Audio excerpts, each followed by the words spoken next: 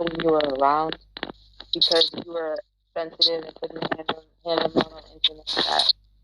Okay, I just wanted to ask you, like, why would anyone want to change their behavior because someone is polite and respectful?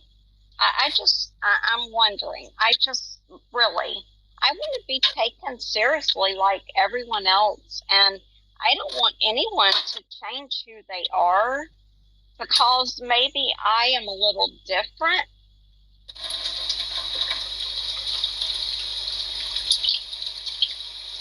Well, I already said that I didn't say no. Nobody said you shouldn't be taken seriously.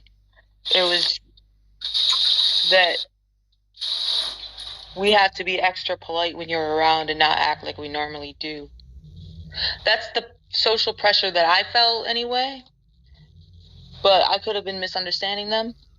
Yeah, but why is that? I mean, shouldn't everyone be just respectful of one another? And I guess I'm maybe naive. I just feel that people should be able to communicate in a respectful manner, regardless of what the disagreements are.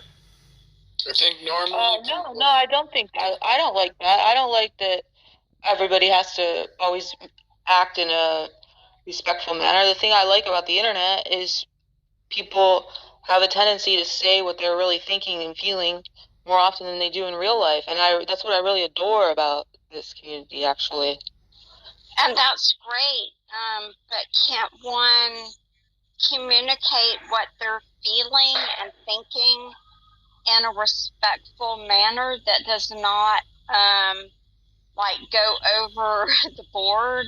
How do you respectfully call someone a whore? Yeah, there's certain things that no matter what tone of voice and like polite words you put around it, it's still like considered socially unacceptable to say certain things.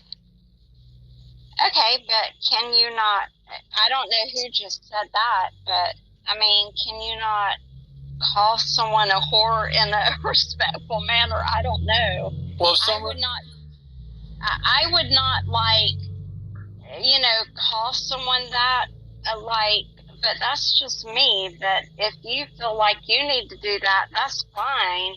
But I just feel like, yeah, I'm polite, I'm sensitive, I'm respectful, but I can get my point across in a respectful kind of way.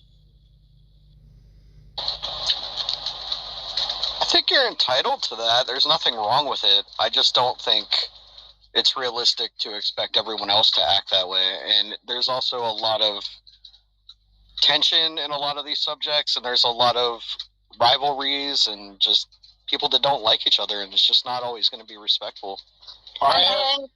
It's one thing if it's like, oh, Jeff's wife is going to pop on here, so, everybody be nice today because Jeff's wife is on here. But if you're going to be coming on here regularly and coming in chat rooms and, being confrontational because you think you heard John Lee say something yesterday, then I'm just saying you got to get, it's inevitable that you're going to become offended, I guess. Okay, number one, I don't want to be known as Jeff's wife. We have different opinions on things. I am a Christian. He is an atheist. We vary on various different scales on everyday things. But John Lee, I apologize. I misunderstood about yesterday, but he did do that a couple weeks ago. So yeah, I apologize to him for what I said about yesterday. I was talking about today.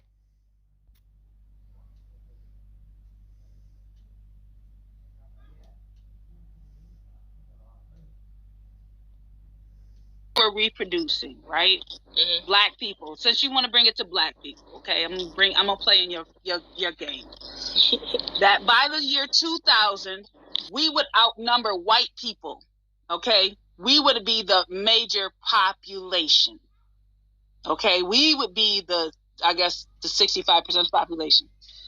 So how do you stop that? How do you somebody read a quote earlier, was it Coptic or DL from Margaret Sanger? I'm trying to get that quote, because actually she essentially she called black people human weeds. Okay, you know what a weed is? Not the kind that, the 5-finger one that everybody likes. I'm talking about the one that you don't want, and that must be uprooted and it must be destroyed. That is what she meant. Okay, she considered black people she wanted to sterilize us. Initially, she was arrested sterilizing black people. She got caught. She got caught. And you know what's funny? You saying it's a black thing. You know who backed her and financially funded her? W.E.B. Du Bois. Everyone loves him, but don't nobody say nothing about his shady past of eugenics. How they literally only believe, Yaishan, that only 10% of the black population was He's horrible. He's part of the... Listen. Only 10% of the black population was worth saving. That's where you get W.E.B. Du Bois. If you look up him, you can Google him and type in talented. It'll come up talented 10 or talented 10%. They only believed that only 10% of the black population was worth salvaging and keeping, because the rest of us were not worthy to be like of the upper echelon and of the special, the eugenics. That's where he approached. So I mean that's W.E.B. Du Bois. He sponsored Margaret Sanger, who was literally a eugenist. You know what eugenics is, right? What the Nazis carried out in 43 and so on. When they took right? the Giants. The Giants.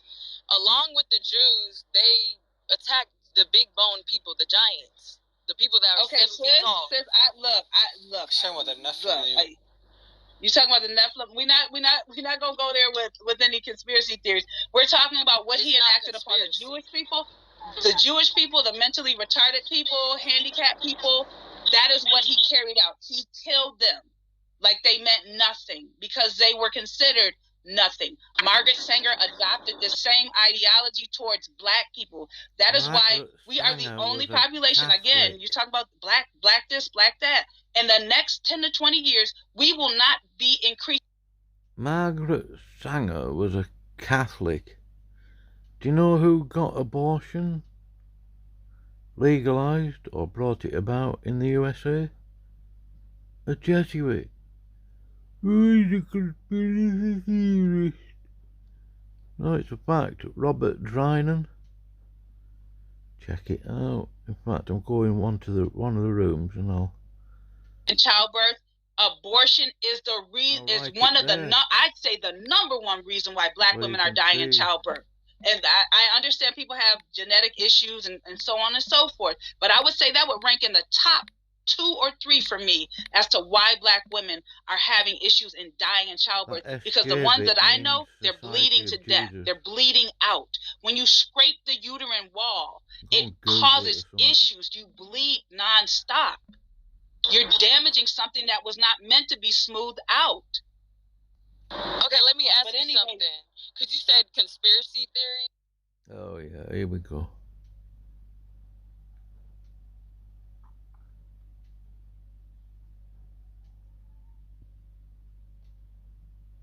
Nothing interesting tonight.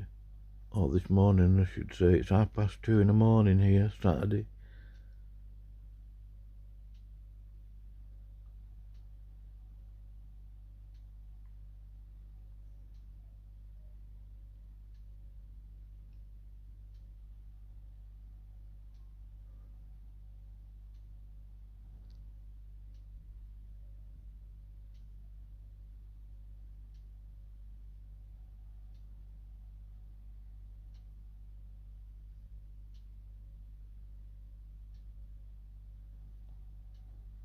In Chronicles. Can you teach it? Yeah. All right, raise your voice. Go ahead. Explain. Let me get the accounts first. Yeah, I think it's Second Chronicles 36. Talk about the king that was 18.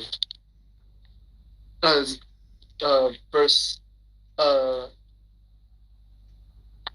11. What does it say? Hebrew roots is just That's talking about Zedekiah. unbelievably No, that's If you have it ready, teach it. If not, can we move on? we can move. I don't have it. All right. Look it up in your phone. Now we're going to move on, okay?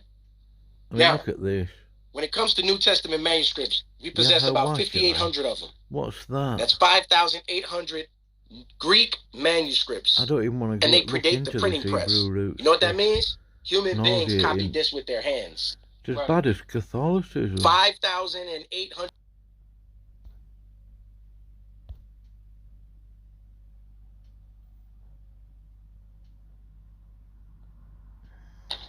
Yeah. That's Yeah, the no. founder of Planned Murder, huh? And if you Ooh, go on a that real website chocolate that I linked know on what top, dumpster you can fire see is the on quotes here that she today? has.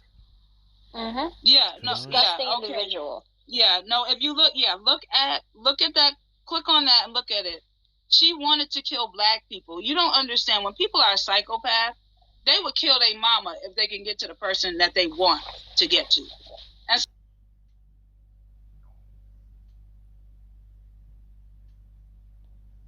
The case. I said thank you.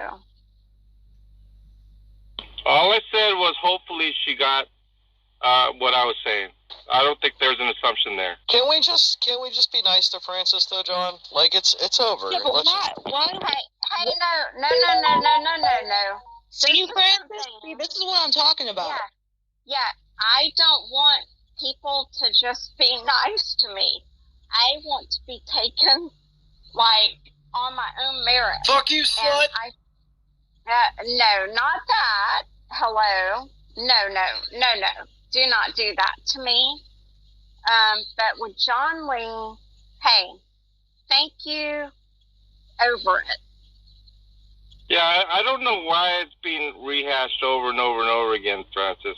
If you want to, I'm always here. I'm always available. I would rather have you tell me to my face rather than behind my back, Francis. Oh my God, really? I have messaged you. You do not write back. Hello, but I'm done with it. Over it. Then stop over going it. on about Yeah. it. But Do you expect me to write back, Francis? I think that's a Isn't this cordial Jeff thing to Trimble's do wife? when someone reaches out to you.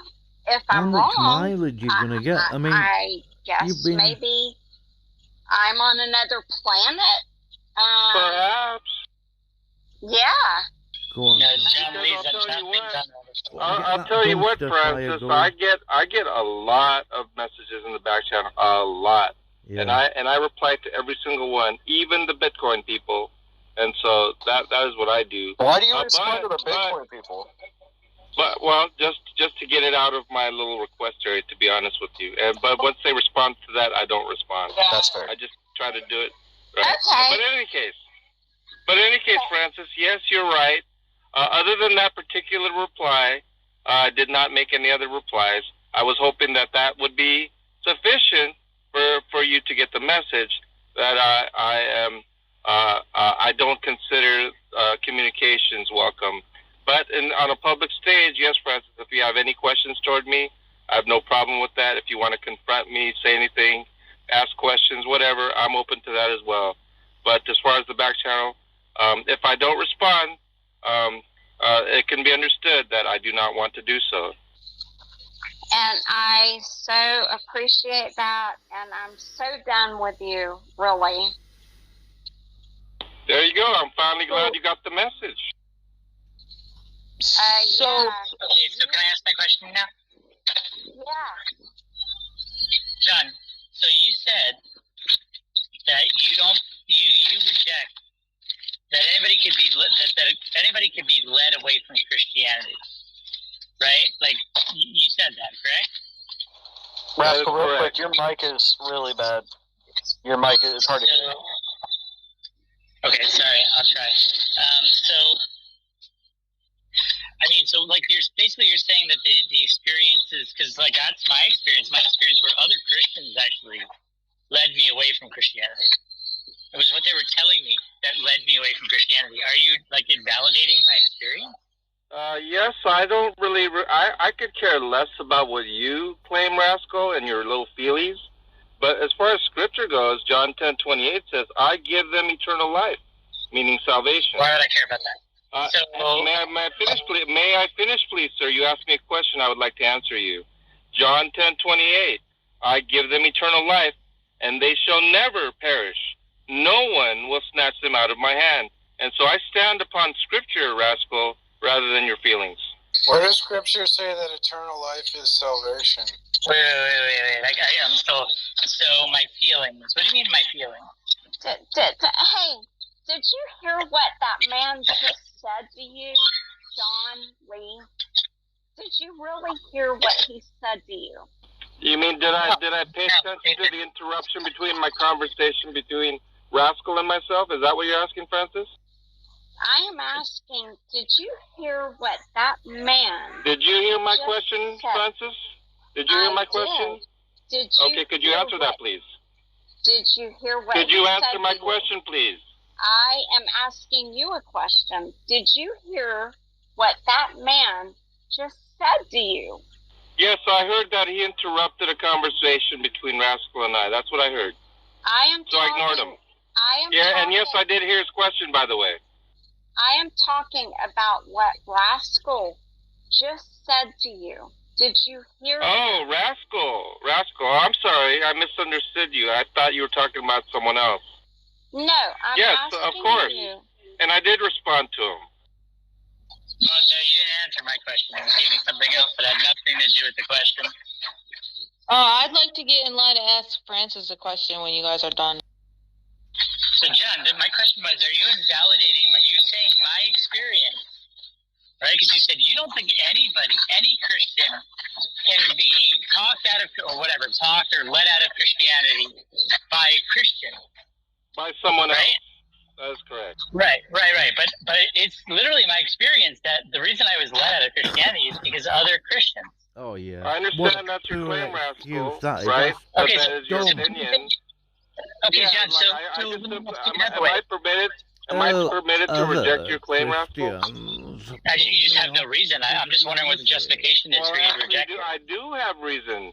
John 10:28, among others. I can give you far more scriptures on that, right? That is the basis for me to reject your feeling that others led you away from Christianity. I get it. So, like, John, are you saying that, like, if anything, so if there exists some contradictory thing, you're going to go with the Bible no matter what reality actually shows you? I certainly consider the Bible authoritative, Rascal. Do you think that, like, those kids, like, in churches who get molested and abused their whole lives by Christians, do you think that did? Yeah, it seems like that. It seems like you're shifting onto it. Yeah. Do you think that those experiences haven't turned them away from Christianity? No, I do not. Okay, John. I mean, that's how he thinks, everybody. Yeah, well, first and foremost, it would be the assumption that they were Christians to begin with. Isn't it, Rascal? I thought you're the only Christian in the world, John. From your distinction. Remember? No, that's not what I said. Okay, so clearly there are many Christians according to Scripture. So you know who is a Christian and who's not a Christian? You're the arbiter of that? I don't know who is and who is not a Christian. Okay, then you can't make the claim you just made. You just contradicted yourself. Then you cannot make the claim you just made. I can know there are other Christians other than myself, and not know who these Christians are. There's no contradiction there, Rascal. So that also means, John, that you can't know if these people who were molested by priests or whatever were actually true Christians or not, right? They could be or they could not be. You would never be able to make a distinction. Well, they would obviously Catholic. My point, Rascal, is you cannot know. That's what I'm saying. What? You made the assumption that they were Christians and that they were turned away from a Christianity that they supposedly had, And that's the assumption that you made, sir, and I responded to that. Yeah, I take it when people tell me they're Christian. When people tell me they're Christian, you were a Christian. He's a Catholic. That's a very good question, Jesse. Know that you were a Christian. Because I believe in Christianity. What do you mean? I believe all the stuff. Oh, you believe in Christianity? What's wrong with believing in Jesus Christ, How do you dummy? Random cat. He was A belief is something, a proposition, I hope to be true. Biblical belief, not just like a belief. When you say... Why are you asking me biblical belief? Why are you asking me biblical belief, right? Like, there's a difference? Yeah, definitely. You're the one So there's a difference? Yeah, well, if you were... What's the difference? Rascal, I'm saying if you were a Christian, you would have known this argument because this would have been a central tenet of your own Christian identity. So no, it's bullshit, right? Because if there's going to be something that's in the Bible that's going to contradict reality, I'm not going to go with the Bible. I didn't say that. I said that... So I believe, right? But Jesse, you are claiming, right, that I didn't believe... How do you go from being Christian, supposedly, to atheist? That's what Rascal is. Yeah, you're just being an asshole. So, like, why... And he's a sodomite. No, so, it's Christians that put him off being Christian. Well, partly I can understand that. But my faith isn't based on what other Christians say. Now, I don't ignore other Christians particularly, generally speaking, unless it's obviously toxic. But there's no Christian on earth that can put me off faith in Jesus Christ. There's no Christian on earth that could get me to turn me back on Jesus Christ. This is what this guy Rascal is saying. What a dipstick.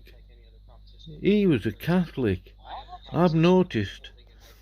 I don't know if anybody else has.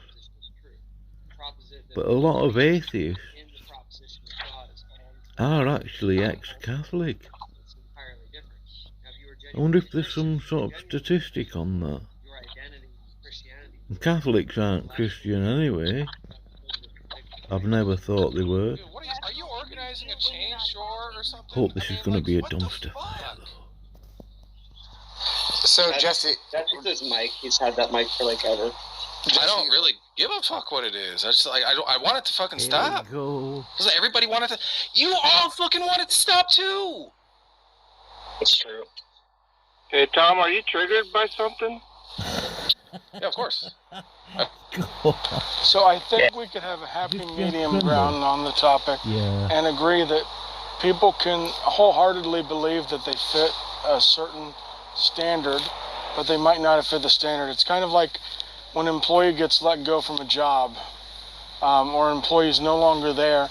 They may have thought they met the standard, they may have thought they were doing everything appropriately, but they weren't following their company's guidelines, and so therefore they weren't kind of a valid employee. Now I know it's not a one-for-one, but it's at least a happy medium where we can agree that Rascal could right now sincerely believe he was a Christian. So that's what I was gonna ask. What was Rascal like lying to himself? Yes. Like okay, so like what's the substantive difference? But he thinks he's a Christian, he thinks he's doing the right thing, he's trying to have faith in God. Because belief in God is not just a condition, it's an effect by divine cause, right? So your belief is procured by divine work within God, and God's actions are not like temporally arbitrary. So then if so are you saying that hold on, if God procured belief in your heart, well, it's not arbitrary, meaningless, purposeless. He does it in order for that outcome to be effectuated. So he's intending for you to believe. That's why Christian belief in 1 John 2:19 is strictly categorized by perpetuity. It's conviction that is perpetual. So are you saying to me that belief in God is not That's what you're doing on purpose now.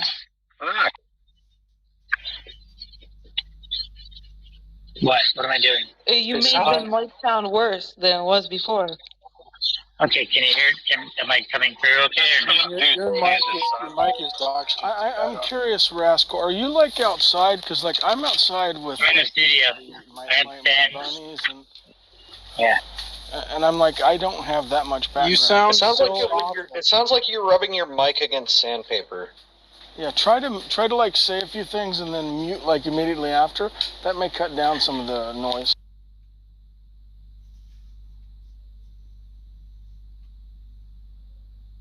Also, I don't think you should judge Christianity by Christians, because like the Bible says that no one is good, so we should expect their institutions to be corrupt and the people to be corrupt.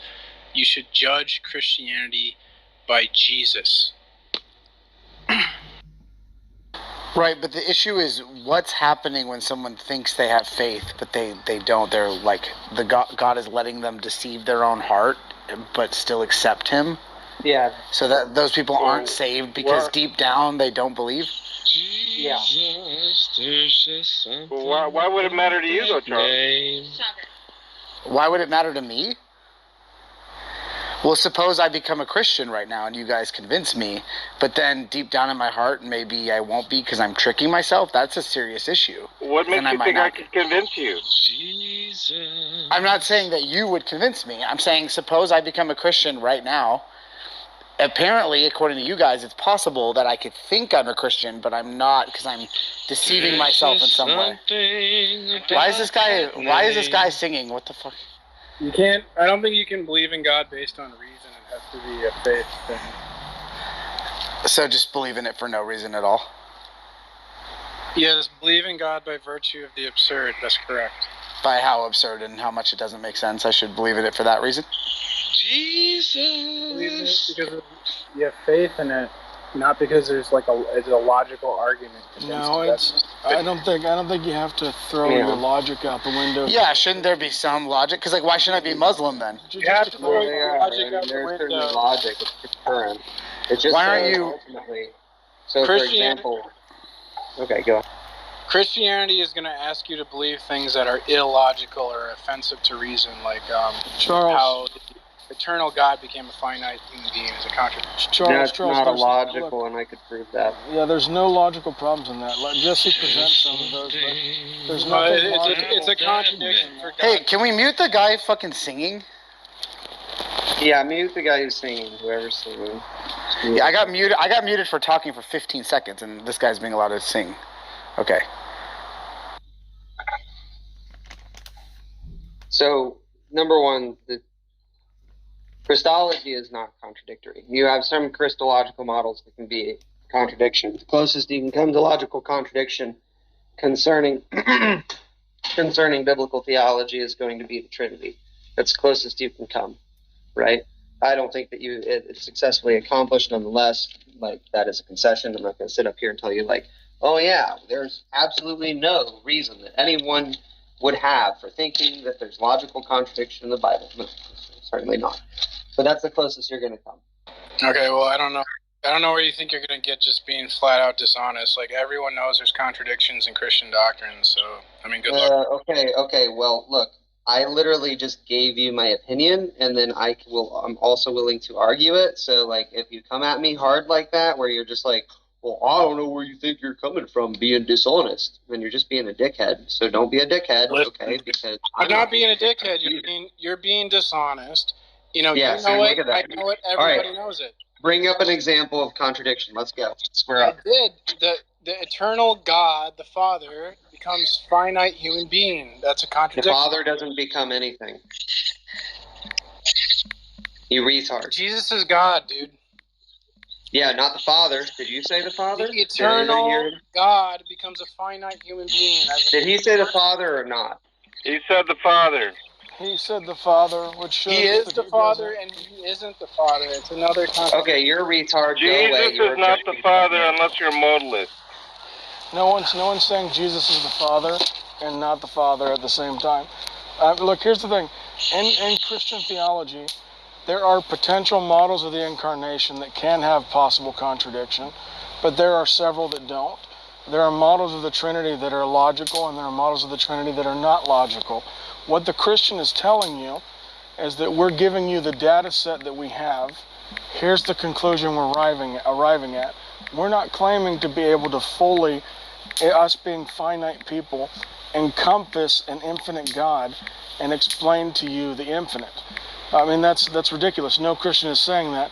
But also no Christian is outright saying, I believe X and not X. Or I believe that the Trinity is a contradiction and na boo boo, it doesn't matter. Kierkegaard like, does. No one's saying that.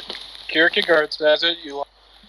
We're talking about on this stage, Evik. Do you want to go out of the audience? What? Or do you want to engage honestly? We're talking about on the stage. What is the stage? I'm asking you politely. Look, I don't mind taking jabs, but you have to actually engage honestly. Has anyone on the stage said it's X and not X at the same time? It doesn't matter what people on the stage say. The people on the stage look, you're not talking to some random joke. People on the stage are irrelevant, Jeff. What matters is scholars. You are not. Scholars say there's contradictions. Okay. No, the scholars do not. So here's part of the problem you're running into. When you are running into where do we derive the logical contradiction of the Trinity from in the first place? The LPT. It's a philosophical argumentation. Sometimes it gets into the metaphysics, but scholars, like people who look at manuscripts and evidence like that, they don't dig into that particular branch of philosophy. See, if you think that like Christianity just has one particular subject field that people are experts in or that people dig into, that's ridiculous. Yeah, well, Christian doctrine asks you to believe things that are offensive to reason and contradictory. Right? No. There's no getting around that. Okay, so if you say you were a Christian, then I don't believe you were ever a Christian. Yeah, I mean, part of the issue is I'm still a Christian, and I'm a better Christian than you. You're okay. Then show if you're a Christian, yeah. I think he might be an idiot. I don't like. I'm like the Kobe Bryant of Christianity. No, I think he's a troll. I think he's a troll. But nonetheless, okay, if you're a Christian, okay, on what basis are you justified? God. Faith in Jesus Christ. Let me ask this again. Upon what basis are you justified? Faith in Jesus I'm justified by God. God's word. What does that mean? Oh. That means that by following Jesus, I am made righteous in God's eyes. How is that the case? I don't know what you mean by how. You just think that's some kind of theological platitude that doesn't actually have any meaning to it at all? Or are you just literally demonstrating to everybody on the stage that you actually are not a Christian because you literally don't know in virtue of what you are righteous? We're justified by faith, Jesse.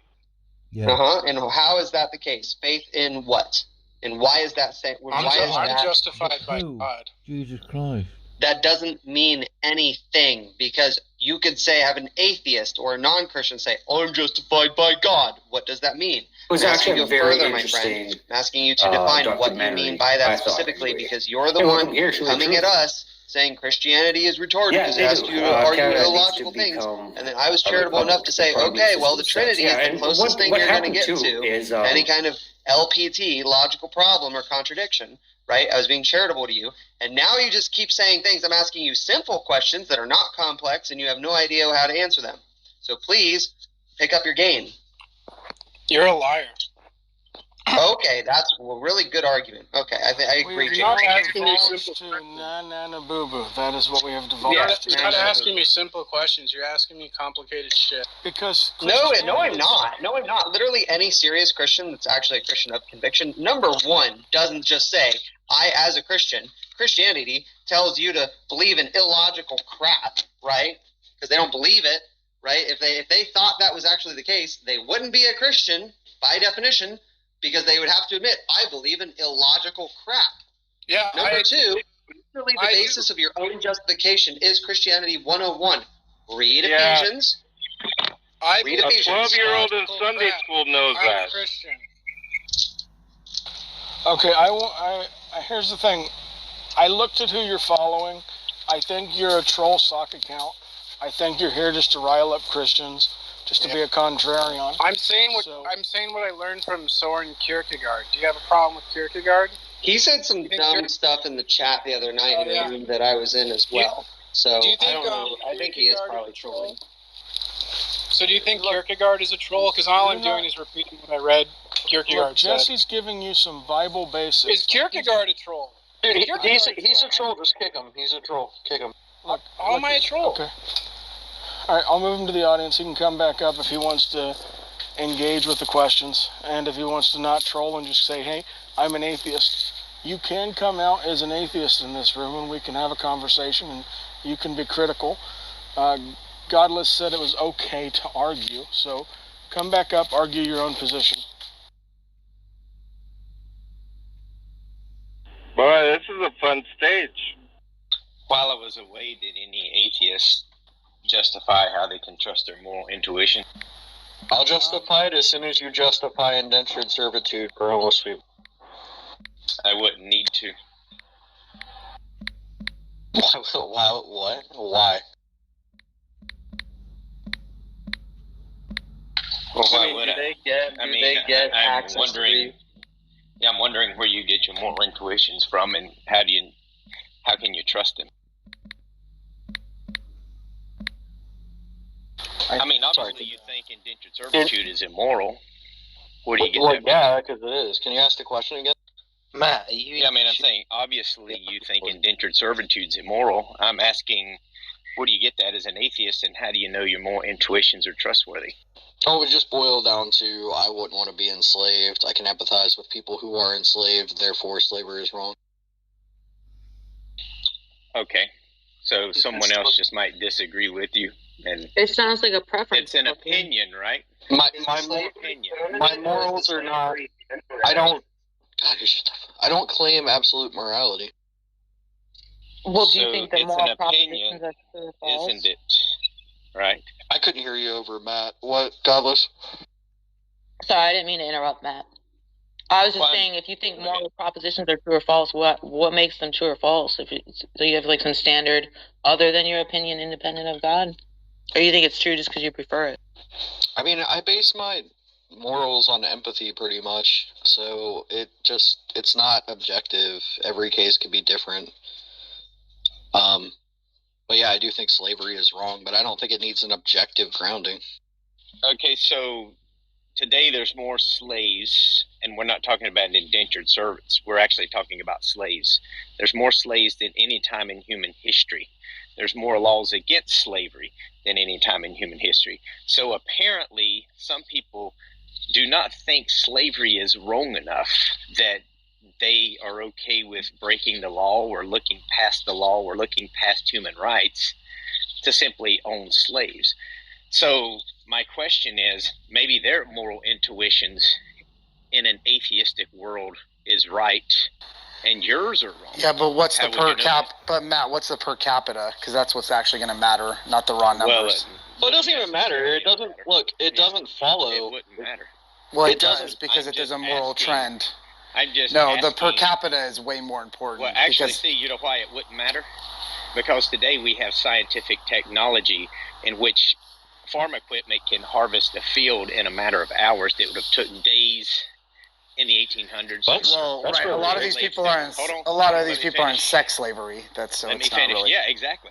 Well, no, I know. So, actually, we have less need for manual labor today than any time in human history. But that's not. And yet we've managed to have more slaves. So my question is, if your moral intuitions are that slavery is wrong, and yet there's still more slaves today than any time in human history, then how do you know your moral intuitions are right compared to someone else's But who it- thinks maybe slavery is I didn't claim objective morality, so it Yeah, doesn't and also- matter. the process. It doesn't matter that there's more if the per Give capita me the is lower. process in which you have determined that your moral intuitions are accurate and most people's moral intuitions are not. I've answered this question, John. Or Matt, sorry. Okay, an opinion, right? Just an opinion, yeah. Okay. Why does it matter that it's an opinion, though? Why does it matter that it's an opinion? That's the whole point. So you Is it have your? you No, hang have on, no hang on. justification. You're over talking No, me. I'm going to Stop it. finish. I'm going to finish because I started the room.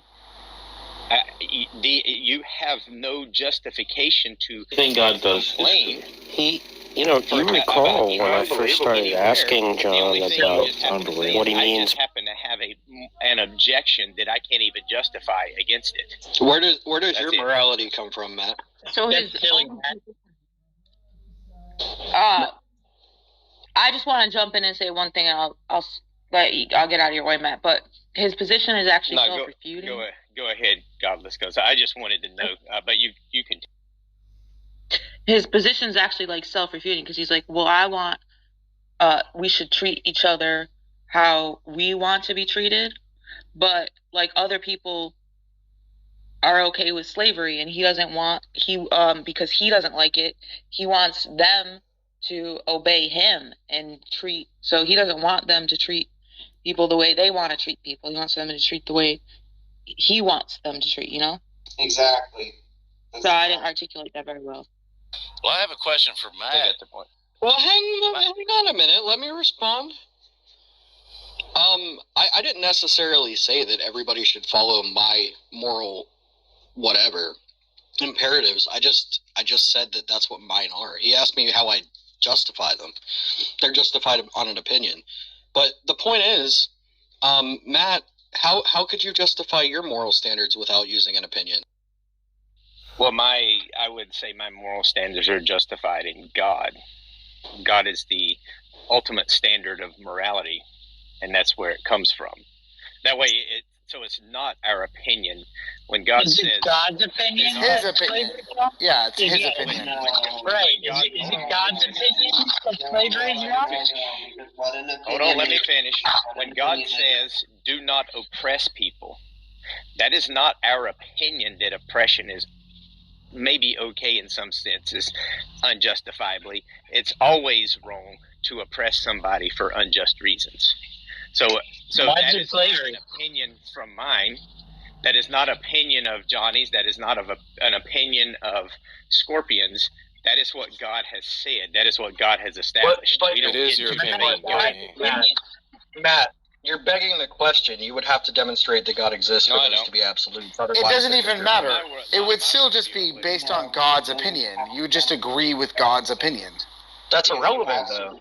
Of something like that, there's something that has certain properties, whether or not can't hear you, Jesse. It exists, right? So, for example, Harry Potter is a perfectly exhaustive. How do so many people have such shitty mics? Everybody, and then you if you're really quiet, you can hear Jesse. So just be quiet. Sorry, Jesse, go ahead.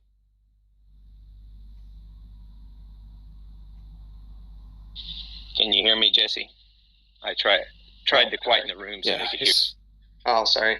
Okay, so Harry Potter exists as a concept, right? So you ask, like, is there any world in which Harry Potter exists in actuality? Well, you don't know. Actually, I forget where I was going with that. So I'm going to just cancel next and start working on my bathroom. Got distracted. Sorry, guys. Anyway, so what Matt said was actually irrelevant because just because people own slaves, it doesn't follow that therefore all slave owners think that slavery is right. That's fucking so idiotic. I can't believe no one said anything about that. This is one of the dumbest things I've ever fucking heard. Okay, well, and also the whole moral trending. That's what Tom says. Tom, how do you know that they don't think it's okay? Are you in their mind? No, but you said that. I'm asking that's what you were saying. How do you know? I'm not saying that I have that knowledge. I'm not saying that I have knowledge. So you're claiming that they think it's not okay. No. I'm saying that I don't. Perfectly fine. No, I'm saying that I don't accept that because there are slave owners, that indicates that they think that owning slaves is right. That's what I'm saying. Yeah, but earlier today you conceded that morals were just an opinion, right? Oh, what's that word again, Matt? What's that word again, Matt? That you said? Correct. Just. You conceded that today. So therefore, what you have just given me is actually, I don't think I did. Opinion, right? Well, just an opinion, Matt. I told you couldn't stop saying it. I told you couldn't stop. You didn't speak up today, Tom. You had your chance. You had your chance whenever we were in the other room talking about an opinion, and for your sake, I'll say it's an opinion. You had your chance to argue against him today. You sat in silence. You had a moral outrage because Johnny Hoss and I suggested that. Why do you sound like you're going to cry? Yeah, hold on. You had a moral outrage because Johnny Hoss and I had said that we thought the system in the Old Testament would actually help poor people. You didn't have, you had a moral objection to it, and yet you cannot demonstrate how you can trust your moral intuitions as being accurate. And until you can do that, then you have no argument. I was just about to warn Tom that he kept interrupting you, but I guess someone sent him down. And you know what? I sent him down. Now, I'm not going to kick Tom out of the room like he kicked me out of the room today. I'm going to invite Tom back up if he wants to come back. Plus, though, Matt, he was using very foul language, and I really don't appreciate that myself. And secondly, for someone to tell you, well, I told you,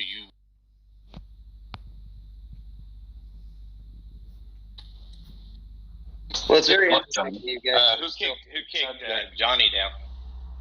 Wow. I would say it's interesting you guys are still on the subject because the issue of it.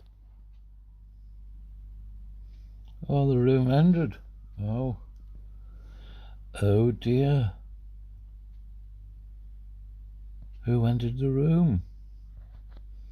Consistent, right? Like your moral system is just not consistent at all. Because you're saying, right, abortion is like killing a child, it's killing a person. But then when I asked you if you're going to be committed to saving those two children, those two childs, those embryos, versus... Oh dear. What happened there?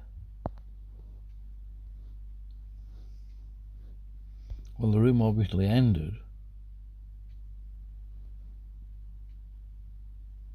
I'd like to know who ended it. No big deal.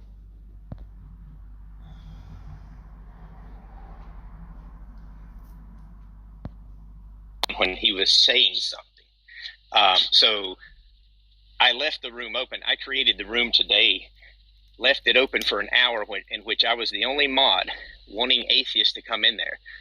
There was about 8 people that showed up. I left it in the hands of some atheists, you know, Godless Girl. She wasn't in there yet. I would have trusted her with mod power. But I just gave it to them. I come back to see what's going on, and I see that there were several mods, and then the moment someone kicked Johnny down, I killed the room because, he had something to say, and I'm not going to have an atheist kick him down simply because he started to speak. Hey, Godless Girl. I ended the room, Godless Girl. I wasn't going to, whenever Johnny got put down, I immediately killed the room because I was not going to let it get taken over by people who weren't going to let people speak. I don't know why so many people had mods. That was crazy. Well, what happened was I left the room graciously. I opened the room a few hours ago. It was open for an hour. There was about 8 people in there, and I always open the room saying, because I was told that if I opened the room without Darth, then people would come in and talk. The room was open for about an hour. About 8 people showed up, so I left. But Jeff Trimble, a guy by the name of Roger, who Darth had that debate with, and some others, were having a good conversation. I said, well, I'm not going to end the room. I'm going to give some of you mods. I gave Ron McIntyre mods, and I left. But when I come back in and I see Johnny's getting ready to speak and someone kicks him down, I'm like, nah, I'm not going to put up with it. I'll just end the room and let someone else start a new one. Yeah. But thanks, James. Yeah, Matt. It's funny. I've noticed something that, for example, when I go to those Tom Haiti rooms and all that, oftentimes you and John are there, and I enjoy listening to you guys. But most of the time, if I get on stage, I don't usually stay on stage very long. They usually send me down, or today Haiti was like, well, you just might as well go ahead and send yourself down, or I'm going to do it. So, I really didn't have much of a choice there. Plus, it is their room. I am a guest. I tend to still abide by someone's wishes. But the thing is, they really don't like me to speak that much for some reason. I'm not really sure why. I mean, other than just saying, oh, well, you're a troll. But, I mean, am I that bad? I don't think. But the thing is, though, Matt, before I got sent down, that's just like when Tom pipes in and he's like, well, I told you you wouldn't be able to stop using that word. Look, you don't have to stop using does he think I care? Yeah, you don't have to stop using a damn thing just because someone says, "Well, I told you you can't stop doing it." You can use whatever the hell you want. This attitude of theirs that thinks that you have to now be dictated of how you're going to respond, how you're going to speak, how you're going to make a statement. That what they can. Sorry, guys. They can. Yeah, it's not up to them to tell you how to conduct yourself. If you want to use just this, just that, well, then use it. Well, Who gives a shit Did you what notice in Tom the other thinks? room today when they were complaining about that, and you and I went up and they were mad because we were kind of pointing out that it was just their opinion. Did you notice that now Tom seemed to try to backtrack off of that just now, but today he remained completely silent when everybody was admitting it was just an opinion, or it was an opinion. Whether you want to say it's just an opinion or an opinion, either way. But now Tom was like, "Oh no, I didn't really argue there," something like that. Well, why didn't you speak up earlier today? You remained completely silent as if you were okay with it. And what happened was a few hours ago, I went into their room.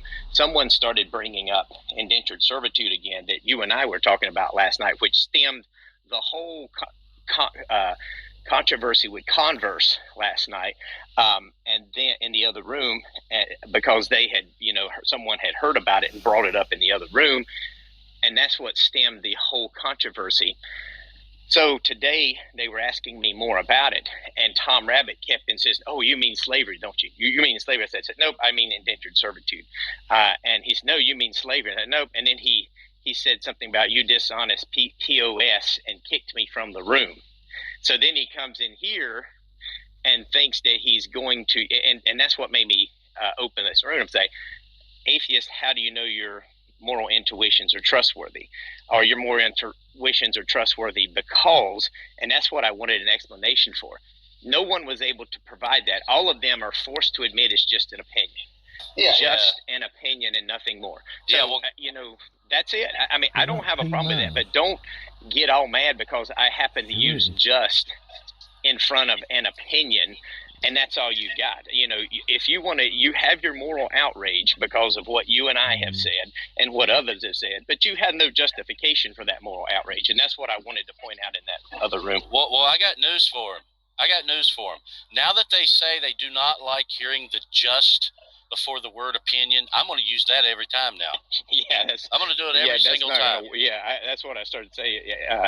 I'm sure that a lot of people will gladly rub that in their face. Yeah, I'm going to do it every single time. I'm going to say just right before I say that's your opinion. Well, and here's another thing. Not only that, it's not just an opinion either. It's even more than that. I mean, the issue is that this was the conclusion of my argument. Now, remember who it was. Basically made my argument for me, who was an atheist in the chat earlier today. It's not just an opinion. It's an arbitrary opinion. There is no absolute grounding rationale to it. Because you say, well, I think indentured servitude's wrong. Yeah, well, the slave owner thinks it, what if this slave owner thinks it's right? It's not slavery. Now, if more people so happen to think that slavery is morally wrong than right, sure. Now, is that grounded in something outside of its own scenario? If it's not, then it's literally just by chance. You're not actually explaining any kind of moral principle of empathy. You're not saying that empathy actually is transcendent above just circumstances. What is your complaint about the indignation, or just the fact that they have their own opinion? It's just an opinion. It's not rational. Why do you mean it's not rational? Well, were you here for the debate earlier I had around 11 a.m. or so Eastern? No. Well, all right. Well, let me try to run through it. Basically, it is just an opinion, or it's. Which one did you ask? Ask that question again. No, I'm sorry. From what I've been listening to, what precisely is what are you objecting to, or what are you what are you scoffing at exactly? If an atheist, okay, so you ask an atheist, in virtue of what is X wrong? Right? Why is rape evil? right? And they say, well, because I think that it is evil, basically, right? They'll say because the victim doesn't like it. I'm like, okay, well, the perpetrator does. They may give you a more sophisticated answer. Who knows? Yeah, well, it doesn't matter what answer they give, because ultimately it's always going to boil down to the lack of any kind of genuine ontological. They may believe it's some feature of reality that slavery is wrong. So I would bite this. No, it's not about that. You can say that, but if you make that argument without being able to identify the feature of reality, they're gonna make some kind of argument for it. Okay, sure. Let's say they're anti-realist and they say just because it disgusts me, why is that irrational? Because if you're an anti-realist, right, and there's no like spiritual reality to this moral proposition, then I'm gonna ask you, in virtue of what does it disgust you? Firstly, I'm not gonna lie, you lost me with spiritual reality. I don't even know what that means. Okay, just ignore that, man. Just focus on the question I'm asking you. In virtue of disgust. What do you mean? It disgusts me. Yeah, why? Oh, that's brute. I just don't like it. Okay, well, that is not a brute facts are not rational because they're not what they are in virtue of some kind of external causal principle. They have Wait, Jesse. Hold on. Do you hold that there's an external causal principle that God is appealing to when He says rape is wrong? No, He's the causal principle because listen, what we're doing, and this is the it's brute for God. Today. This is what the argument that I made earlier today. The discussion for moral ontology does not reside in the fact that, for example, hold on. Just let me finish. But he asked you another question. That's going to get off the quote. Can I just ask my question? Timothy, let him finish. Let him finish. He's responding to something else, though, John. Timothy, let him finish, and then you can talk. All I'm saying is that the debate is not on whether or not moral grounding can be infinitely regressing. That's not what makes any individual moral proposition true or not. It's not how far back it goes. Just from this context, what we would say is creation, you would just say is reality. From within this context, okay, do you have a grounding principle for your moral propositions or not? Yeah, okay, wait, please. So, why is it irrational if I have a brute disgust or aversion or desire? Why is it irrational? Because the brute fact is not what it is in virtue of something else. If it's rational, Jesse, tell me how it's irrational. What is rationality? Presumably, you're saying that there's some kind of axiom that it violates. So I don't know what that is. Because if you're just saying that it's irrational in virtue of it not having an explanation, or are you saying that the PSR is some kind of axiom of logic? Yeah, pretty much. Yeah, so I mean, that's just that moral proposition? That's just wrong. What axiom of logic is the PSR? What axiom of logic is the PSR? Yeah, reduce it to one of the fundamental axioms, or one of the classical axioms. You want to expand on that? Because I'm not familiar with what you're referencing. You're saying that it needs an explanation or it's irrational, right? Well, if there is no, by definition, rationality is to explain or to give reason for. I don't know. I don't take that to be what rationality is. Okay.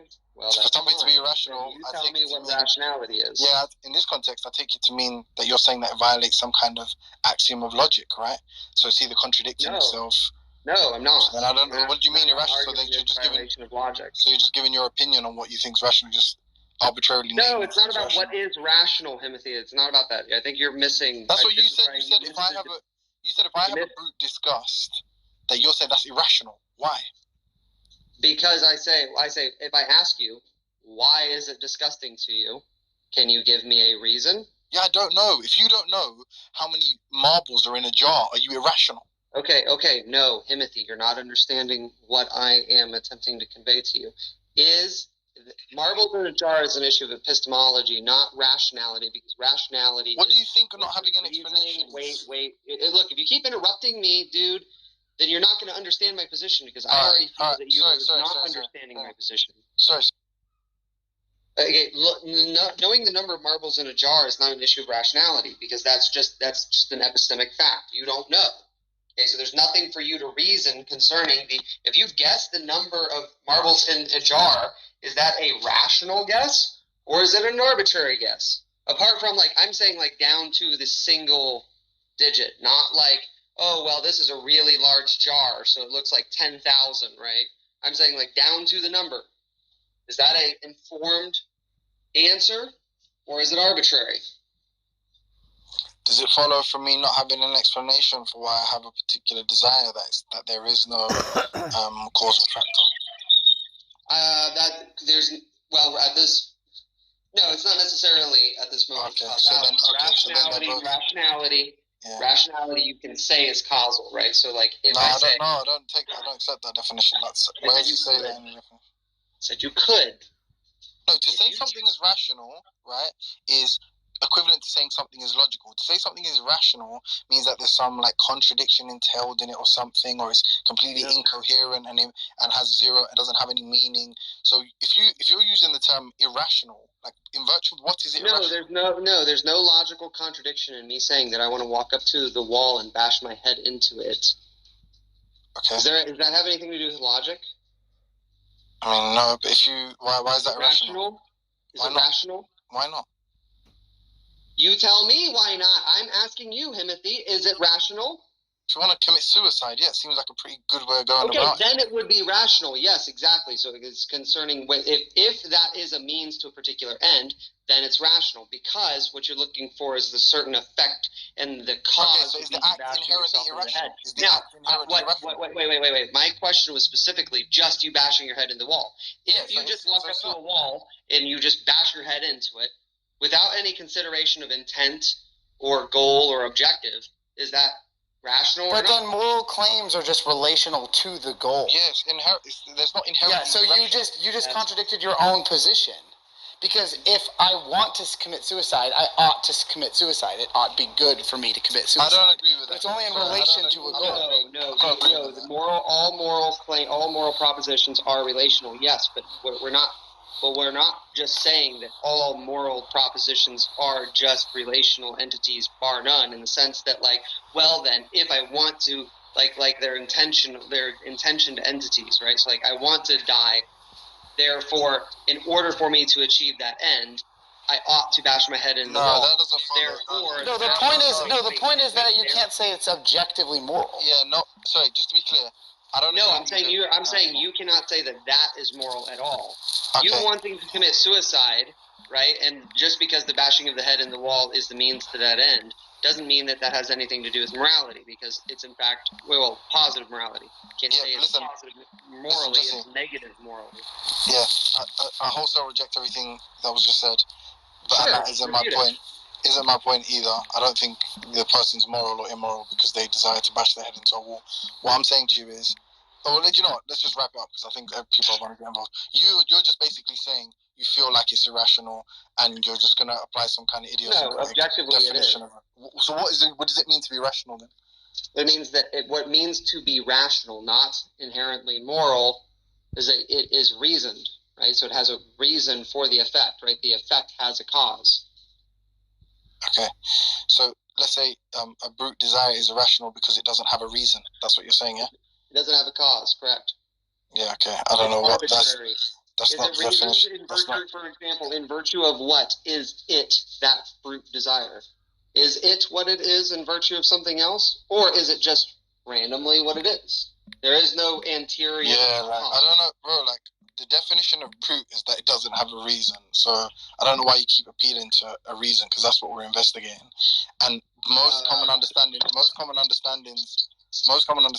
of something being rational is that it's logical, and something being irrational is that it's in some kind of conflict with some kind of axiom of logic. That's a non-philosophical way to go about that, because what you're doing is you're conflating logic with metaphysics. Metaphysics are dictated by logic, certainly, but within metaphysical reality, it just literally seems like you're poisoning the world at this point. Like, let's not make it more complicated. Let's not talk about metaphysics or spiritual realms. When somebody says that something is irrational, no, it's not spiritual, dude. If you think that this is what I just said was an argument for spirituality, or I'm like metaphysical means spiritual, then you're not you've not been reading the same papers that I'm reading, clearly, or the same books that I'm reading. Evidently, metaphysical does not mean spiritual. Metaphysical just means the meta of all reality. I know what metaphysical means. I'm saying there's two instances where you've appealed to something nebulous to move away from the point, right? The first time was the invoking of the spiritual realm, and now you're talking about remove metaphysics for a moment, and we're talking about what does the definition of rationality or irrationality mean? And if you're making the claim that some kind of brute desire that one holds is inherently irrational, you need to provide some kind of argument. Okay, then you tell me. Can I finish? Other than appealing to the PSR, which you yourself concede is not an axiom of logic. So why do I have to accept that? Why do I have to accept your idiosyncratic definition? Well, you don't have to accept it. You just need to show why there's some kind of because, for example, this is what I do with people. It's like if I want to steel man people, I don't care what terms you use for the individual concepts, because what I'm able to do is I'm able to understand the concepts, understand how they interact with one another, and understand their roles in the whole metaphysical framework that we're talking about, right? So, okay, it doesn't matter what terms I use. You understand the order and the causal interrelation between them. You ought to be able to interpret what exactly I'm saying.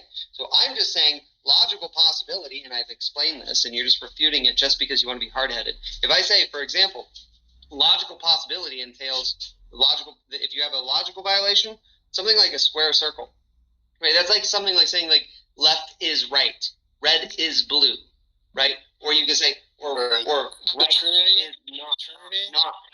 like the Trinity.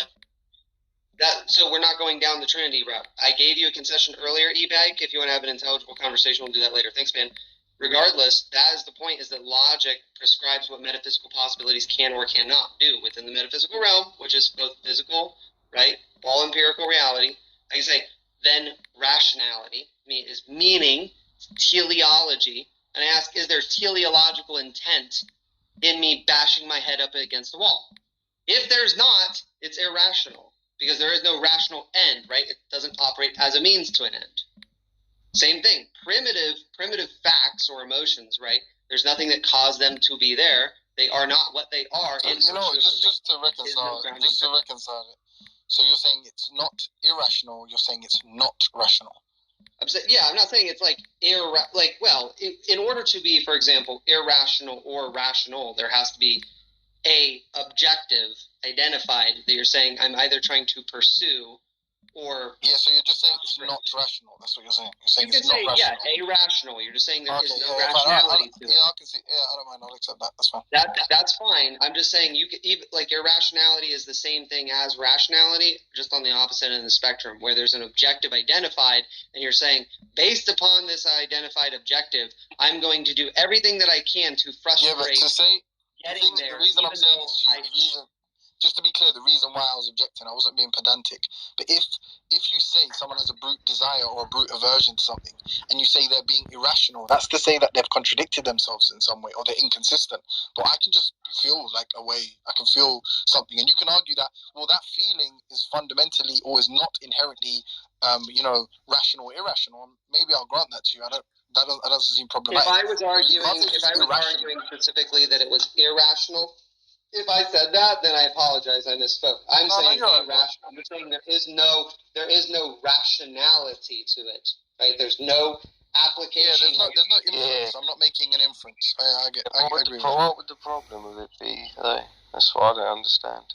Yeah, can I jump in for 2 seconds? Yeah, go ahead.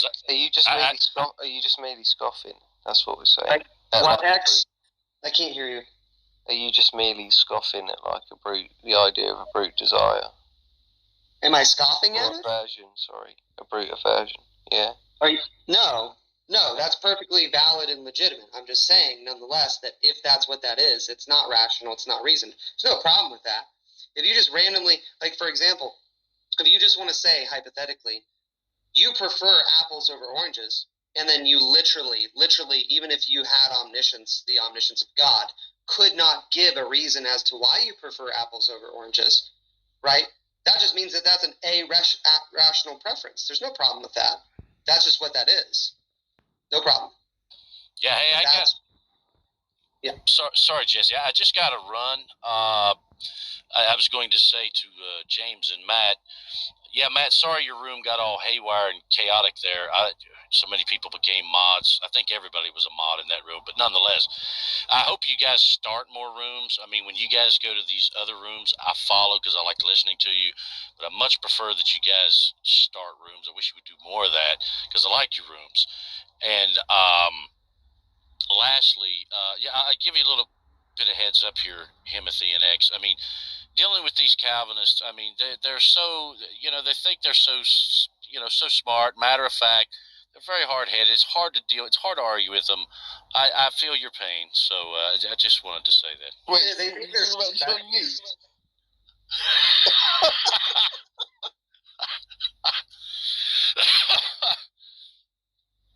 But anyway, guys, y'all have a good evening. Yeah, you too, mate. Yeah, take it easy, Johnny. All right, take care.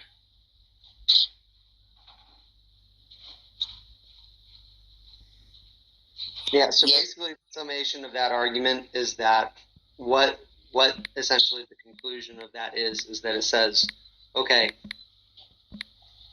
you as an atheist, any atheist, okay, why do you believe that moral proposition A is in fact moral? Why do you believe that? Right, and you just like reduce that to its most basic element, right? And it's like, let's just hypothetically engage philosophy, right? Possible world, like you could then identify the primitive feature of why you prefer to see rape as evil, right? Okay? Now, is that most basic causal principle in that preference, is that rational, or is it not, or is it not rational in the sense of like irrational, not irrational? But is it just an irrational preference? Now, this is what Haiti did, and this is what other atheists in the room did earlier, and I think this is an honest answer, is that you'd have to say that it's irrational. It's literally what subjective morality is. Everybody argues that on the atheistic side. Okay, that's fine. For me, I don't have to argue whether or not God's moral propositions themselves are externally rational to himself, because what we're asking is an issue of morality from common context. Right. I'm just about to conclude. Within this context, right, the created realm, like all in the view of all contingent things, right? They're contingent because in another world you can have other worlds, right? In this realm, do I have a rational reason for preferring moral proposition A as evil or not? If God exists, I do. Because it doesn't end with my preference. It ends with the ontology given me by God. That's where it ends, and that's outside of the contingent realm. That's basically the argument, whether you like it or not. Why do you want to be rational so badly? I don't want to be irrational. I'm just explaining what the features of the moral argument are. But it seems to me that you're just kicking the can down the road. That's the thing, right? So that's what it is. Yep, that's kicking down the can down the road. Now the question is that can you show me where kicking the can down the road is not descriptive of the way in which meaning and morality works in this world? Because every time I talk to an atheist and I ask them why do they believe this X, Y, or Z, especially when it comes to something like the existence of God, they say because of this or that. They say that this is a belief that is true because of this or that. They're basically affirming the PSR either morally or ontologically. So you show me a world in which that principle is violated or does not hold true, right, and is then more definitive of creation, if you will, then I'll believe you, because then that'll be a good argument. So you're not exactly just saying that you have a justification because of God. You're specifically saying you have a justification because of God's moral laws, right? They're not really distinct, but sure. I mean, they're the same. So right, no, I agree with you. So if I were to tell you, I think that rape is wrong because my dad and my mom taught me rape was wrong, would that be good enough for you as an atheist? I'm not an atheist. No, I know. I'm saying, would you, like, I'm an atheist, right? Would you accept that if I said, well, I'm going to appeal to the subjective view of my father and mother? Would you accept that? Well, I mean, I would accept that that is a grounding. I would argue that it's an insufficient grounding insofar as it is compared to a believing worldview. That's part of the reason I Perfect. believe. So that's what I see you doing with your God. Yes, exactly. Now that's perfectly correct, because if the argument is basically is God's will, is it like determined in something like the PSR, or is it because for example, if you say that you're the final arbiter in what is morally good or right, subjective morality, you're saying morally that you basically create true moral propositions ex nihilo. Now they're only restricted within your own self, but you are your own moral God, literally, because you just are determining what is moral. Because primitive. Well, no, I said, what if I appealed to my parents or my society or the society at large, or friends of mine, whatever. Well, appeal to some you some can other. do that, but if you don't stop the chain somewhere, then it's just infinitely reducible. And then when it's infinitely reducible, you're just going to then result. Then any explanation is not an explanation. You're just. No, I agree. That's perfect. Will just end up in blarg, right? That's perfect. That's exactly what I think you're doing with your God, because ultimately the prescriptions that your God has for us are arbitrary. He has no justification other than he just happens to be that way. Right? It's still just his subjective opinion. Now, if you are just appealing to him because he created everything, well, I could appeal to my father and mother for creating me. Right? No, they taught me that rape was wrong. But for example, what that is something like mereological nihilism. Your mother and father did not create you in the same way that God created us. So, for example, what your mother and father did is due to a process outside of their control. The only thing that you could argue they did control was bang, right? Right. They reproductive process produced you, and that's just part in the chain.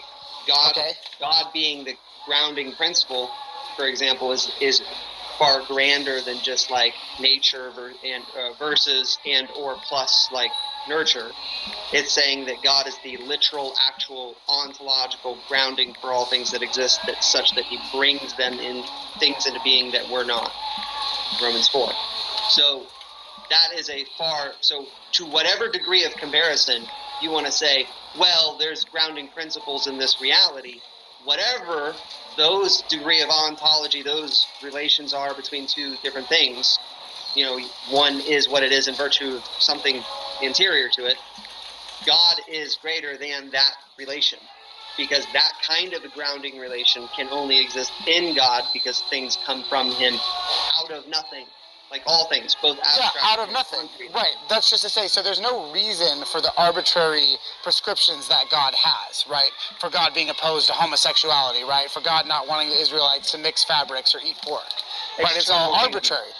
There are no external reasons. Yeah. So exactly. So he just arbitrarily is the way he is, just like I arbitrarily, and I guess your kind of terminology, find rape to be distasteful. Yes. Okay, so we're in the same issue. Then your morality is subjective. Yeah, so your morality is subjective. You're just appealing to something else, kicking the can down the road, that ultimately has no external reason. The question is, what is that final subject? And ontologically, is that final subject a better candidate for the grounding principle? I don't know how a value judgment could be ontological. Because we're literally arguing that value itself is a creation of God. Because value is an issue of antithesis, subject-object relation and judgment, right? An issue of sapience specifically, not mere programming, right? Meaning. And this cannot exist where there is not a plurality of objects. Sans creation, God was the only subject/object. Value proper, right, as in the same question that atheists want to ask, what does goodness mean, sans creation? Well, it doesn't have to mean anything. It's not intelligible, right? So it just is what it is. So that's why I'm saying it's fundamentally both meaning and value are ontological, because they are creations from God himself. See, what I essentially see you as saying is basically might makes right. If it were the case, for example, that there was a God above Yahweh, like I know you Christians say that's not possible, but if you can entertain it for a second and just say there is a super God plus one, right, and this God believed that rape was good, you'd be just committed to saying that rape was good. Yes, and that's literally what I just addressed on the circularity of moral propositions as they are understood in God's being. So your view, it just appeals to something that's ultimately not justified, except for that it's, essentially the strongest guy in town, basically. What do you mean ultimately not justified? Because answer this then, I guess. Do you take that might makes right? Do you take that as like a fundamental moral truth? It's not. Trying to think of the Greek term. It's not dynamos might, right? It's not like kinetic. I don't know what that term means. Can you just spell it out in plain English? Kinetic energy, like actual power, like me, like I'm bigger than you, I can punch you, therefore might. Well, no, I'm not saying that. I'm saying ontological might, right? If you are ontologically, you just as being what you are, by necessity, you are the grounding of all other things that are because you created them out of nothing and they could not have occurred. Yeah, I mean, that's might makes right. But that's just an issue of, like, philosophical basics. Yeah, I mean, just like, at the risk of poisoning the well, I just essentially don't believe you. I don't believe that if this super god were to exist, you'd all of a sudden now be committed to the idea that rape is good. Right, if this super god created Yahweh as part of its, whatever divine plan or, for whatever holy and good reason this super god had to give Yahweh free will to put up his own morality, right? And I don't believe you all of a sudden would be like, well, I guess rape is good. I understand that objection, and it's very easily resolved because, again, if you hear intimately what I'm saying, if this God, whatever is the final God, whatever God is the biggest God, right? I believe it to be Yahweh. Okay. Nonetheless, whatever is most finally ase possesses true divinity. Literally by him being the ontological basis of all things. If he thought that rape was good, and you don't believe me, I'm telling you that by definition, literally that reality would be formed around the fact that rape is good. Definitionally. Nobody, for example, in this reality, as common as it is to believe that rape is wrong, in that reality, in that quote-unquote possible world, everybody would believe that rape is good because they are ontologically dependent upon the ontologically highest thing. It defines their very moral conception of their... Wait, you're saying everybody would... Like, right now, we don't even have everybody believing that rape is bad. No, I'm not arguing that it's universal. That's why I said, basically, to whatever degree, as many people today believe that this is the case, they would believe that's the case in the inverse direction. Because I'm arguing that morality, as it exists in creation, directly stems from God and defines what this reality is, morally speaking. So for example, if you in that reality thought that rape was evil, you would actually be literally Piper, stop it. You'd actually be an ontological evil. So essentially, by admitting that if this super god exists, you would just accept that, and that would be the case, then it is just dependent upon the arbitrary whims, the subjective view of whatever the most powerful being is. You still end up with subjective morality. That's your argument as well. Yes, because the issue is that in your framework, you just are morally God. You subjectively determine what...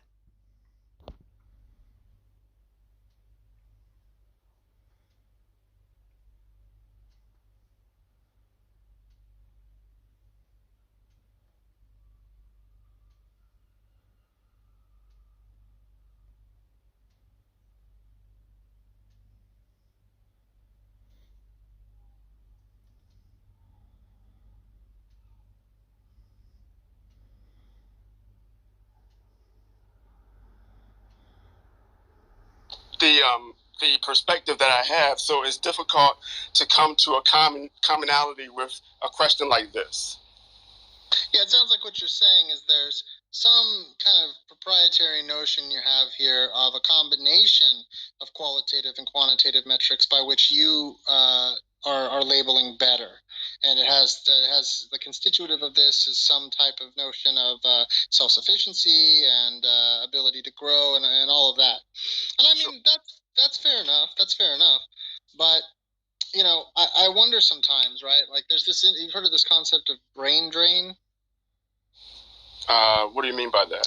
So there's this weird thing, like in these Western developed countries, they call them weird countries, like Western educated. It's an acronym. It's like Western educated, industrial, blah blah blah. It's like there's this weird pull in the rest of the world where all these countries, a variety of countries, all their best and brightest people come to places like the United States, and it creates this like brain drain where the countries that need the structural engineers and the neuroscientists and all this, they all end up coming over here, right? Because you can make more money, you know, et cetera, et cetera.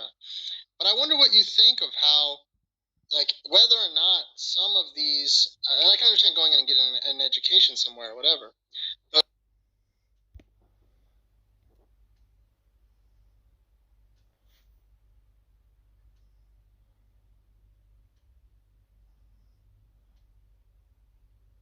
was exactly this.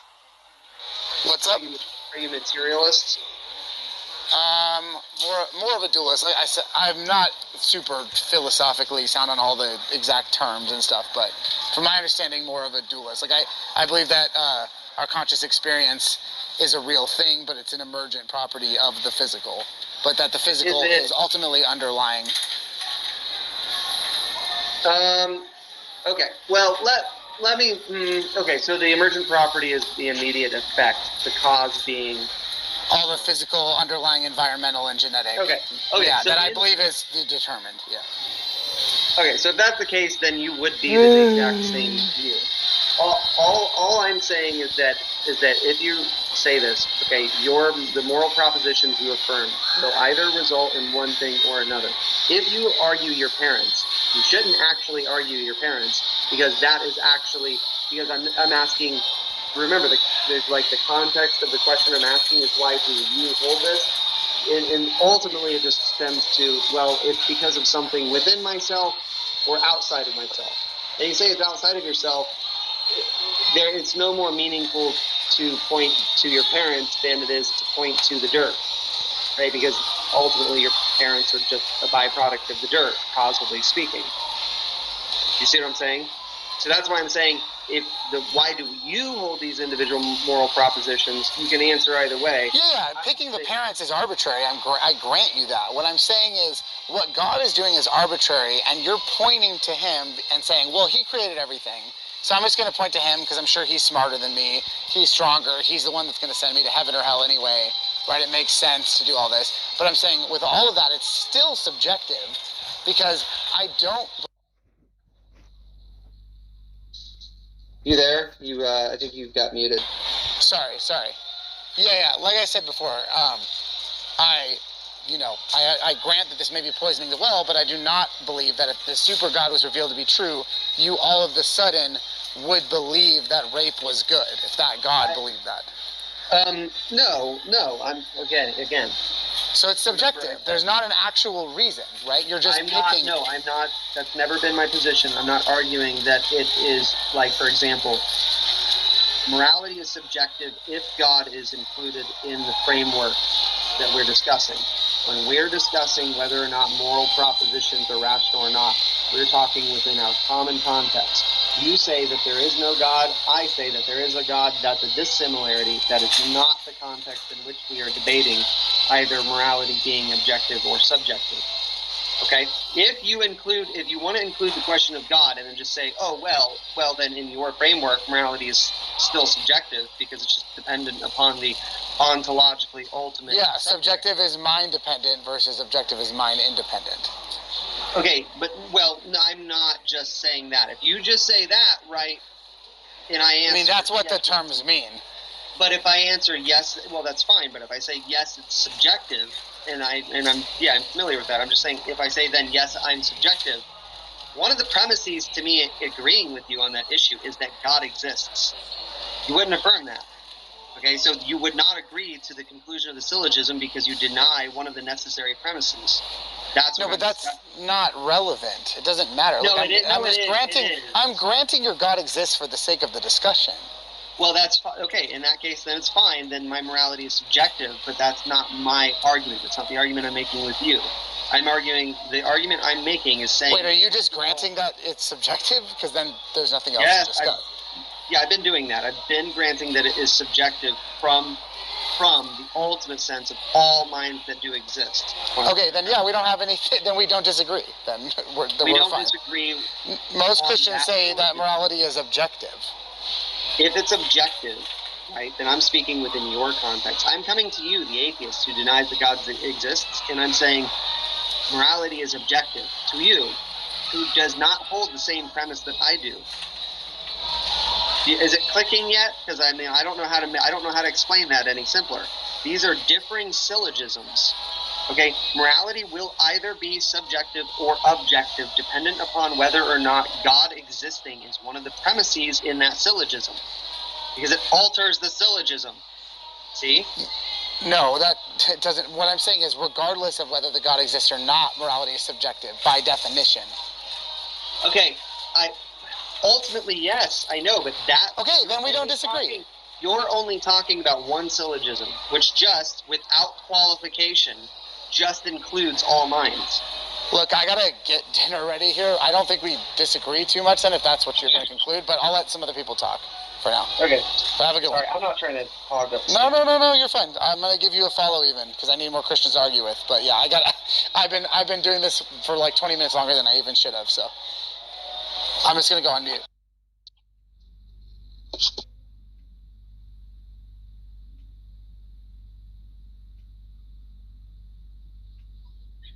Well, I'd say that morality is mostly a function of upbringing, and it's mostly a function of like the stories that we're told. That's where we learn moral sort of principles. So appealing to your parents probably isn't that bad an idea. They choose. All your earliest experiences come from not necessarily parents, but whoever is bringing you up, the kinds of ways they communicate to you, kinds of ways they treat you, all of those sort of things. That's where morality comes from. Well, I agree with that. The debate largely is at what point, what do you ground the PSR in? Like sufficient reason for moral propositions. Is there a sufficient reason for your moral proposition? Ultimately, right, your sufficient reason will just end in dirt, right? Like dirt, single atoms, ultimately, determinism, ultimately determine just all of the factors from nobody existing, nothing existing of moral meaning to everything we observe now. Right, so that you have to take into consideration the whole chain. In my argument, what I'm saying is that I'm specifically saying that moral propositions are not reducible to contingent entities. They cannot be, because morality inherently is not contingent. It's inherently a necessary property. That's why everybody encounters it that bears the Imago Dei. Well, to me, that's just a function of the fact that we are social creatures, and we're brought up by groups of individuals. We have to learn to negotiate those dynamics.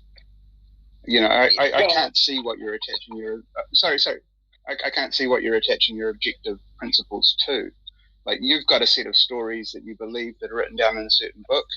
I've got other stories that I read when I was a kid and developed my morals, through interactions I had with other people and stuff I was told. Same. Is because in what you just said, attempting to basically steel man like the explanation for my position, you basically just made it your position. You didn't steel man me because you just said, oh, well, you have certain stories that you believe in. That's why you are saying what you're saying. And I'm saying, no, they're not merely stories in the sense that mere fictional narrative is causal for the way that things actually are. I'm saying that the way that things actually are is that there's actually a God that's ontologically producing the moral reality we experience, and then we react to that moral reality and affirm it or deny it. That would be a proper representation. I get that. I wasn't steelmanning your position. I was telling you my perspective on your position, which is that there's no evidence for the being that you're talking about doing any of the things that you're saying that it does. And for me, it doesn't fill any explanatory kind of role, because for me, all human morality is subjective. Everybody has their own kind of sense of right and wrong. Mostly it's emotional reaction. And a lot of it is learned like culturally through your upbringing. And yeah, I wasn't trying to steelman you. I was saying that we're all a product of this, including you, and that the Bible is a set of moral stories. Yeah, I mean, I get that. Obviously, I disagree because, for example, I can say that my moral propositions are ultimately reasoned, right, because they're grounded in God. Atheists can't say that. Hey, Benjamin, I've been inviting you up just in case you, you haven't, your hand's raised, but I've been inviting you up and you haven't come up, so I don't know if something's going on. Yeah. So the reason I don't know what this. Yeah. Just when you say grounded, I hear this word so often, and yet, to me, like ground is something. I'm standing on ground right now, and I have no doubt of the ground, but I just do not sense anything that, you know, real about morality. You know, there are lots of common moral intuitions, but they're common because they're kind of straightforward societal, you know, building blocks that are necessary for groups to operate. And they're not, even then, they're not universal, they're just common. Yeah, but you would have to say that there's something causal within societal building blocks, like, for example, that everyone shares inherently and by nature some kind of, they would affirm that there's some actual genuine good to engage with people outside of themselves, right? I mean, because that's what like a stable community is that a stable community agrees to certain standards for the good of others, for the good of the collective and not the single. So if that's the case, why is that the case? Because couldn't the inverse of that just be as necessary? Well, I think that's all just, there's like definite neurological, behavioral underpinnings to that stuff. Like it's definitely massive biological connections, because you can see in all different mammals, like pack behavior slowly coming about, like apes and other primates having like, you know, intuitions about fairness, and dogs and things like that can have really simple morality, but it's still, you know, it's clear that a chimpanzee can tell when it's been ripped off or something like that. So I've done experiments in this regard. What happens next, you know? Why? Anytime you have people cohabit, it's just, they're either going to starve to death.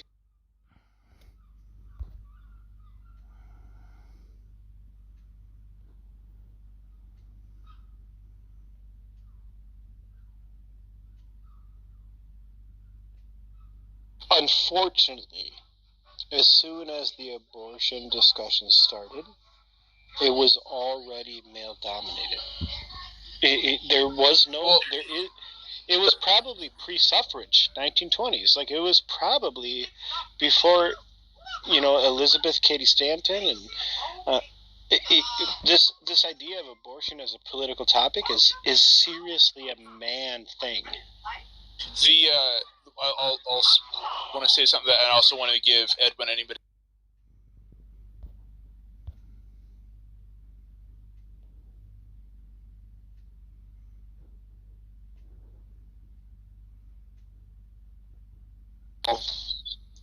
It's the highest good.